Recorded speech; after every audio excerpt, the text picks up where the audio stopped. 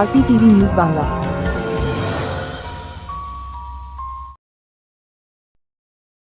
সারা রাজ্যের পাশাপাশি রামনবমী উপলক্ষে এক বর্ণাঢ্য শোভাযাত্রা বেহালা চৌরাস্তা হতে শুরু হয়ে পাঠকপাড়া মোড় হয়ে কেএফআর মাঠে সমাপ্ত হয় এবং ভোগের আয়োজন ছিল ভক্তদের জন্য।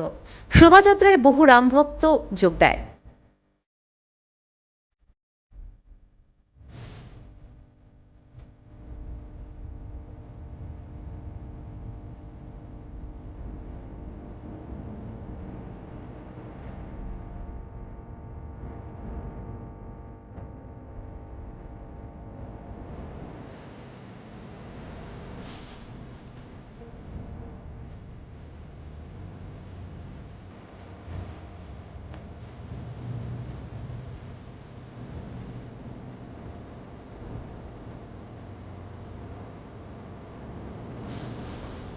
Bureau report, RPTV news Bangla.